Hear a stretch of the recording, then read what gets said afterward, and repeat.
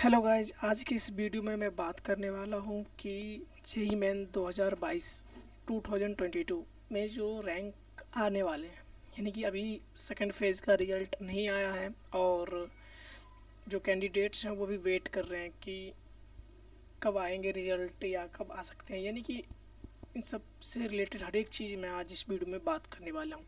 और इस वीडियो की जो मेन कंटेंट है वो ये है कि रैंक और परसेंटाइल को कैसे कैलकुलेट किया जाएगा और उसके बेसिस पे आप एडमिशन ले सकते हो। तो कोई भी कॉलेज अगर आपको क्या करता है कि एडमिशन के लिए कॉल करता है तो इसका इसका एक क्राइटेरिया होता है कि अलग अलग कॉलेज का क्या होता है कि अपना उसका एक रैंक होता है और उसका एक कट ऑफ मार्क्स होते हैं, उसके बेसिस पे रैंक निकाले जाते हैं। तो आज की इस वीडियो में आप लोग देखेंगे कि आपका रैंक कितना है और आपका जो परसेंटाइल है वो कितना है।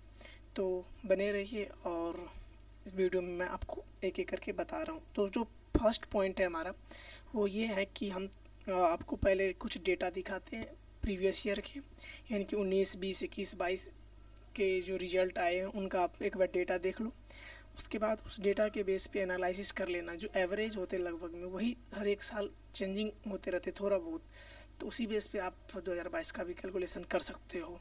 और 2022 का जब रिजल्ट आ जाएंगे सेकेंड फेज़ का, तब मैं फिर एक वीडियो बनाऊंगा तो उसके इस बेस पे मैं बताऊंगा कि कौन सी कॉलेज आपको मिलने वाले हैं। तो बने रहिए और आप यहाँ से देख पाएंगे।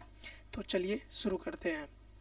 तो कोई भी इंटरनेट ब्राउज़र खोल लेते हैं। तो मैं यहाँ पे क्रोम खोल रहा हूँ और यहाँ पे एक साइट है, उस साइट का नाम है कॉलेज प्रवेश। ठीक है, यहाँ पे क्या ये साइट बहुत ही बढ़िया साइट है जहाँ पे आप कॉलेज से रिलेटेड हर एक चीज़ आप देख सकते हो। कॉलेज रैंकिंग, उसका उसका कटअप, उसका सिलेबस, उसका एग्ज़ाम पैटर्न, सब कुछ यहाँ पे मिल जाएगा। तो यहाँ पे मैं क्लिक करता हूँ और जैसे ही यहाँ पे क्लिक करोगे तो यहाँ पे देखने को मिल जाएगा आपको एडमिशन सेक्शन। इस एडमिशन सेक्शन पे आपको क्लिक करना है। अब उसके बाद जेईई मेन के एग्ज़ाम पे क्लिक करना है। तो जेईई मेन पे क्लिक कर देते हैं और उसके नीचे जाते हैं तो जॉइंट एंट्रेंस एग्ज़ाम आपको दिखेगा। जैसे आप नीचे आओगे तो यहाँ पे कुछ जेईई मेन के बारे में बताया गया है कि जॉइंट एंट्रेंस एग्ज़ाम होता है, एनटीए जेईई मेन द्वारा कंडक्ट कराए जाते हैं। कैटेगरी अंडर ग्रेजुएट के लिए है और लेवल जो एग्ज़ाम का वो नेशनल लेवल है। ये सब आई थिंक मुझे लगता है कि आप लोगों को तो पता ही होगा क्योंकि आप तो जेईई मेन का एग्ज़ाम देख चुके हैं। तो इस बात को मैं छोड़ता हूँ और आगे बढ़ते हुए मैं आपको बात करता हूँ कि यहाँ पे देखिए JEE main 2021 rank versus percentile is now available. यहाँ पे ये जो टॉपिक है ना सबसे ज़्यादा इम्पोर्टेंट है, जो कि मैं आपको लोगों को थोड़ा मार्किंग करके दिखाता हूँ ताकि आप लोगों को दिक्कत ना हो। तो आइए, तो मैं यहाँ पे एपिक पेन ओपन कर लेता हूँ और यहाँ पे मेरा एपिक पेन ओपन हो गया और मैं चलता हूँ फिर से अपना साइट्स यहाँ पे और मैं इसको खोल देता हूँ जेईई मेन 2021। जैसे ये साइट ओपन हो जाएगी तो यहाँ पे जो हमारा काम है, अब क्या करना है, हमें बेसिकली नीचे जाना है स्क्रॉल करके। यहाँ पे लिखा हुआ चूज पेपर एंड कैटेगरी। तो मैं यहाँ पे आप लोग, मैं आशा करता हूँ कि जेईई मेन पेपर 1 में होंगे, आर्किटेक्चर वाले में नहीं होंगे, लेकिन आप लोग पेपर 1 में होंगे। तो पेपर 1 में रहने के लिए यहाँ पे पेपर 1 चूज कर लेना है। ठीक है, उसके बाद कैटेगरी यहाँ से आप, पहले मैं जनरल की बात करूँगा, फिर ईडब्ल्यूएस, फिर ओबीसी, एससी, एसटी और जो डायरेक्टली पीडब्ल्यूडी की बात करूँगा। तो सबसे पहले मैं कॉमन रैंक लिस्ट मतलब जनरल, सिंपल सा मीन होता है इसका जनरल। ठीक है, तो आप लोग को दिक्कत नहीं आएगा। I think common rank list मतलब सीआरएल मतलब होता है जनरल। ठीक है, और मैं यहाँ पे गो करता हूँ। जैसे मैं गो किया तो इसके बाद आप लोग को rank versus percentile for common rank list मतलब जनरल के लिए यहाँ पे दिखाया गया है। तो यहाँ पे मैं पेन सेलेक्ट कर लेता हूँ और यहाँ पे मैं पेन सेलेक्ट करके और कलर में चूज कर लेता हूँ, ब्लू कलर चूज कर लेते हैं। और मैं आप लोगों को बता रहा हूँ जो अगर अगर किसी को 100% आया, अगर किसी को 100% आया है तो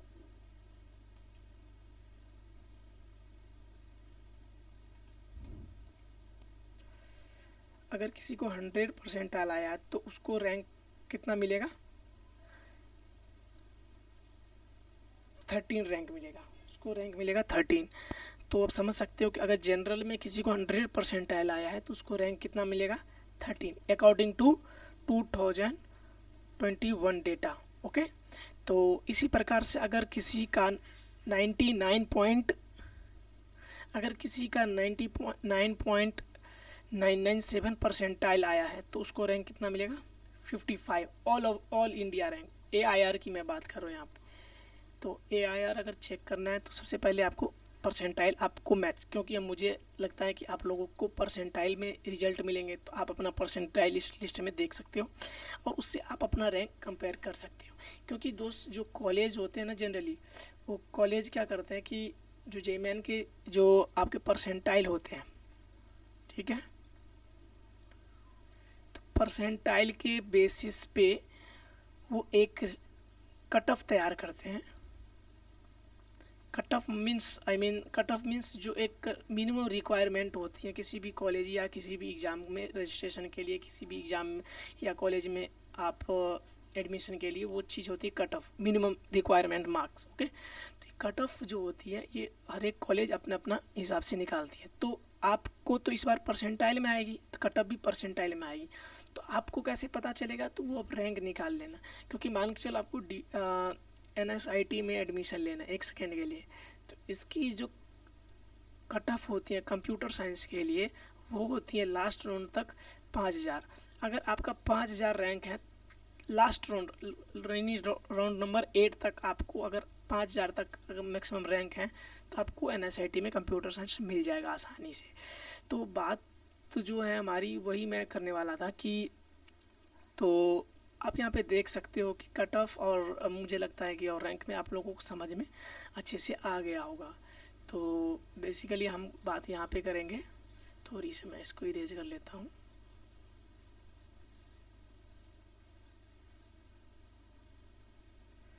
फिर मैं पेन टूल सेलेक्ट करके काम करता हूँ।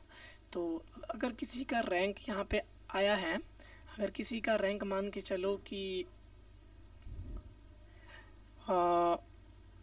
ये तो 100 आपने देख ली, 100 देख ली आपने, तो अब मैं बात करता हूँ 90 परसेंटाइल की। अगर किसी, क्योंकि मिनिमम जो यानी कि जो जेईमेन की तरफ से देखा गया है कि वो कट ऑफ परसेंटाइल होती है जनरली 90 तक होती है। तो अब 90 में आप नीचे आओ, नीचे स्क्रॉल करते हुए आ जाओ, तो 90 में आप देखोगे कि यहाँ पे है हमारा 90। तो 90 में आपका रैंक कितना बनेगा? बेसिकली 90 में आपका रैंक बनेगा, अगर आपका परसेंटाइल 90 है तो आपका रैंक बनेगा 83,000। मैं यहाँ पे साइड में लिख दे रहा हूँ कि बाद में आपको काम आए, जैसे मान कंपेयर करके देख लेना आप जनरल EWS सबसे। तो अगर 90 मार्क्स हैं तो आपके आ रहे 83 के रैंक के, मतलब 1000। ओके, तो ये है जनरल के लिए, तो मैं यहाँ पे भी लिख दे रहा हूँ जनरल, ठीक है। कंपेयर कर लीजिए, तो अगर आपके यानी कि 95 हैं परसेंटाइल तो आपके आएंगे 43,000 रैंक। और एक चीज़ देखा गया है कि जनरल में मैक्सिमम आपको अगर 25,000 तक रैंक है, 25,000 रैंक, यानी कि उसके लिए आपको कितना परसेंटाइल लाना होगा? मिनिमम आपको लाना होगा 97 परसेंटाइल और 96 परसेंटाइल। 96 परसेंटाइल अगर आपको आ रहा है, अगर आपको 96 परसेंटाइल आ रहा है तो NIT में बायोमेडिकल और DTU मिल सकता है। इतना परसेंटाइल आपको मिनिमम जनरल रहना चाहिए, ठीक है। तो अगर देखा जाए तो बेसिकली जो हमारा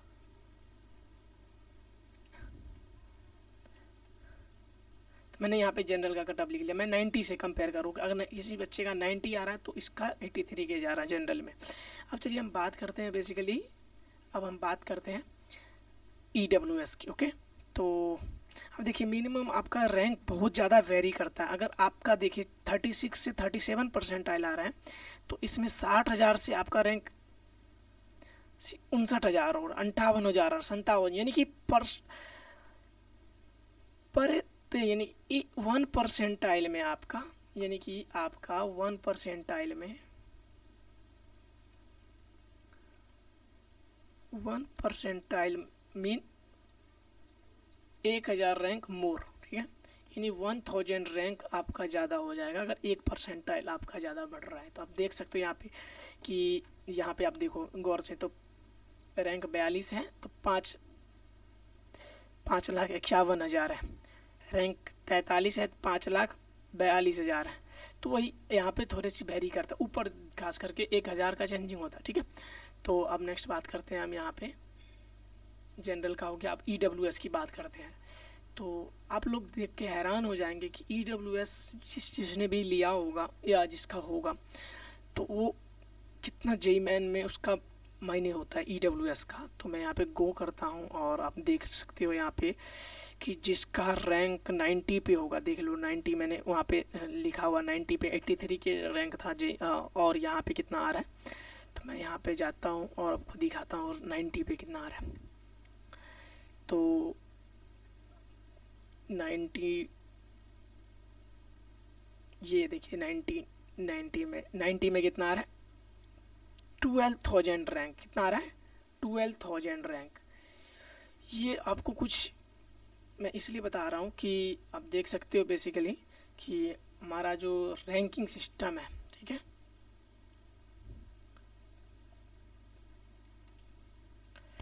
यहाँ पे देखिए 90 पे 12,557, ओके,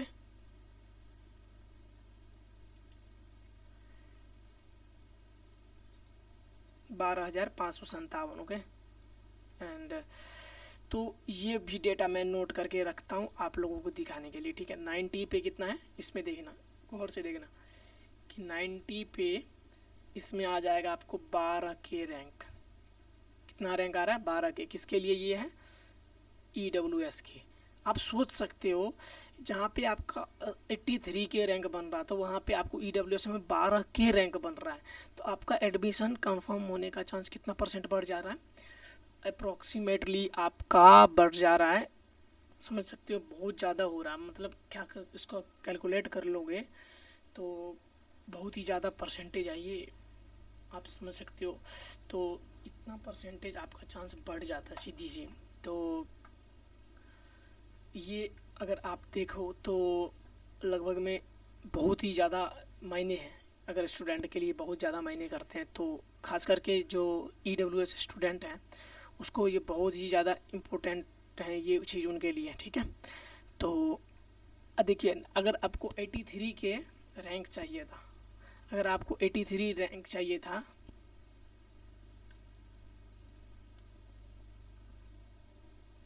अगर आपको 80 ये रैंक अगर आप देखना चाह रहे हो किसमें, मान लीजिए आपको देखना है EWS के फील्ड में, तो आप 83 के लिए जाओगे तो आई थिंक आपका कितना परसेंटाइल में हो जाएगा आपका काम देख लीजिए, आपको हैरान हो जाओगे आप लोग देख करके। बेसिकली 83 में देखिए 83 में इसका 0 परसेंटाइल रहेगा तभी आपको 0 परसेंटाइल में भी 80,000 ही रैंक बन रही है इसकी, जबकि इसकी 90 परसेंटाइल में इसकी 83 रैंक बन रही है, 83,000 रैंक बन रही है। तो आप सोच सकते हो ये है हमारी एजुकेशन सिस्टम और ये हमारी सब कुछ। मैं इसमें किसी को क्रिटिसाइज नहीं कर रहा हूँ, लेकिन एक्चुअल रीजन बता रहा हूँ कि जनरल में जो अगर आप लोग हो तो आप लोगों को थोड़ा सा ज़्यादा एफर्ट लगाने की ज़रूरत है, क्योंकि वहाँ पे आपको 0 परसेंटाइल आ रहा है अगर EWS में, तो आपको 83 के रैंक बन रही है। और अगर आपको यानी कि जनरल में 90 परसेंटाइल आ रही तब आपको 83 की यानी कि रैंक बन रही है। तो आपको एफर्ट तो लगाना ही पड़ेगा। तो आई थिंक आप लोगों को ये वीडियो ज़रूर पसंद आया होगा। और अभी बिना रोके मैं इसमें कुछ और चीज़ें आप लोगों को दिखाना चाह रहा हूँ। आप लोग अब चलिए इसके बाद में आप लोगों को तो पता ही होगा SC ST के लिए तो बहुत ही कम होता है, तो आप SC में एक बार या ST में ही डायरेक्टली आपको दिखा देता हूँ और गो कर देता हूँ। तो आपको अगर 90 परसेंटाइल नंबर आ गया इसमें तो आप हैरान हो जाओगे देख करके कितना रैंक बन रहा है इसका, ठीक है। ये देखिए 90 परसेंटाइल नंबर इसमें, और इसमें मैं पेन सेलेक्ट करके बता रहा हूँ आपको। यहाँ पे देखिए 90 और यहाँ पे देखिए 637 रैंक। तो अगर आपको 90 आया है किसमें, ST में 90 परसेंटाइल नंबर आ गया है तो आपको मिलेगा 637 रैंक, मतलब 1/2 के, हाफ के। ओ माय गॉड, इतनी रैंक मिल जाएगी आपको आसानी से। और इसमें तो आप कोई भी एनआईटी फोड़ सकते हो, कोई भी एनआईटी, इसमें भी आपको एनआईटी मिल सकती है, लेकिन इसमें तो आप कोई भी एनआईटी फोड़ सकते हो, तो कोई दिक्कत नहीं आएगी।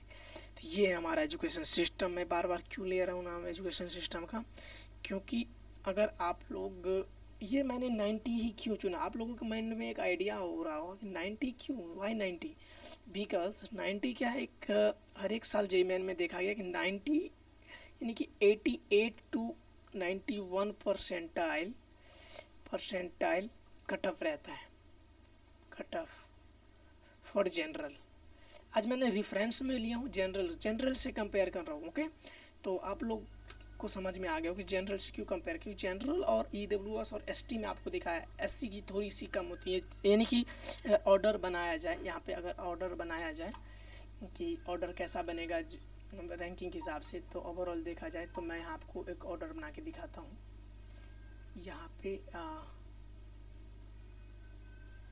एक ऑर्डर बनाता हूँ आपको, तो यहाँ पे देखिए, तो रैंक अगर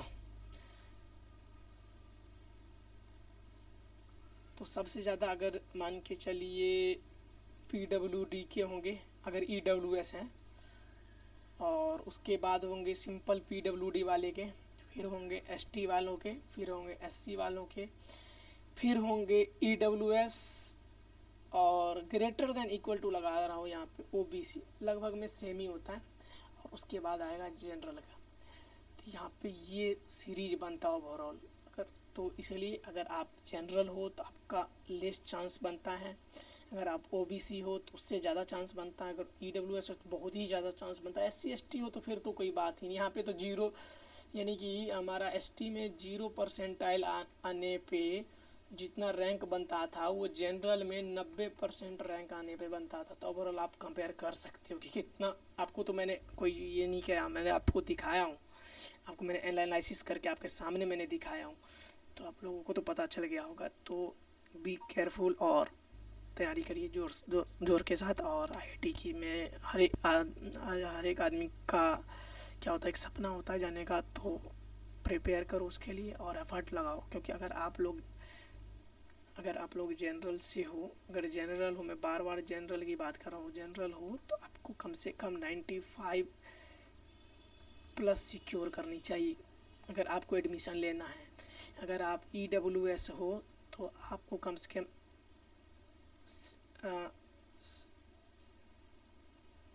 70 परसेंटाइल आपको सिक्योर करना, 70% यानी कि परसेंटाइल प्लस करना है। अगर आप एससी हो तो आपको तो 45 प्लस करना चाहिए, एसटी हो 35 प्लस करना चाहिए। तो ये सारे हमारे क्या होते हैं, जनरली रिकॉर्ड में होते हैं, तभी जाके आपको नया बढ़िया एनआईटी मिल सकता है, क्योंकि आईआईटी तो इस बेस पे मिलेगा नहीं। तो हाँ, और एक बात लास्ट में मैं कह रहा हूँ कि जो कट ऑफ मार्क्स को कंप्लीट करेगा, जो भी कैंडिडेट कट ऑफ मार्क्स को क्वालिफाई करेगा वही जेईई एडवांस दे पाएगा।